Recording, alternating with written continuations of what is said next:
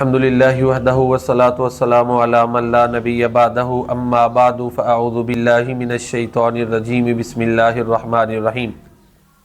یہ رات اور دن کا جو نظام ہے یہ بھی اللہ کی قدرت کی نشانیوں میں سے ایک نشانی ہے۔ اللہ تعالیٰ رات کو دن میں اور دن کو رات میں بدلتے ہیں،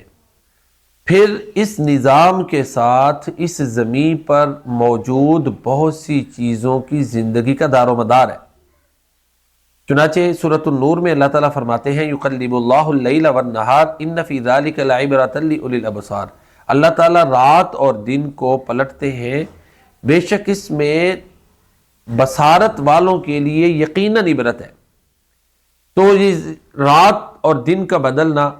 روزانہ کی بنیاد پر سورج کا اپنی جگہ بدل کر طلوع ہونا اور روزانہ کی بنیاد پر اس سورج کا اپنی جگہ بدل کر غروب ہونا، یہ زندگی کے لیے ایک بنیادی حیثیت رکھتا ہے۔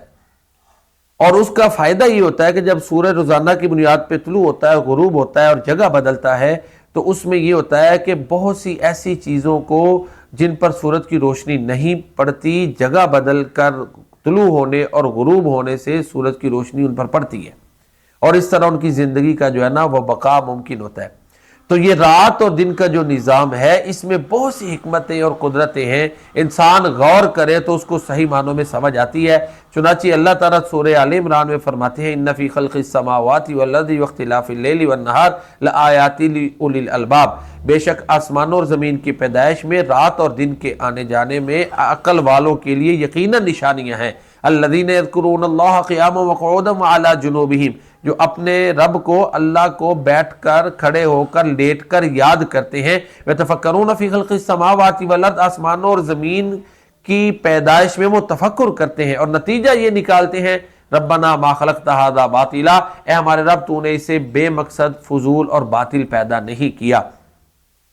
تو یہ رات کا جو آنا جانا ہے اس میں ہمارے لیے بہت سے اسباق ہیں، جس طرح کہ اقبال نے کہا ہے موسموں کو کس نے سکھلائی ہے خو انقلاب، یعنی پالتا ہے بیج کو مٹی کی تاریکی میں کون دریاؤں کی موجوں سے اٹھاتا ہے سحاب، کون لایا کھینچ کر پچھم سے بادے سازگار، خاک یہ کس کی ہے، کس کا ہے نور آفتاب، کس نے بھر دی موتیوں سے خوشہ گندم کی جیب، کس نے سکھلائی ہے موسموں کو خو انقلاب۔ اور اللہ کی ذات ہی ہے جو یہ موسموں کو جس نے خو انقلاب سکھائی ہے۔ اللہ تعالی ہمیں ان چیزوں پر غور و فکر کی توفیق دے جن پر قرآن کریم نے ہمیں غور و فکر کی دعوت دی ہے، اور اس کے نتیجے میں اللہ تعالی ہمیں اللہ تعالی کی توحید سمجھنے کی توفیق عطا فرمائے، آمین یا رب العالمین۔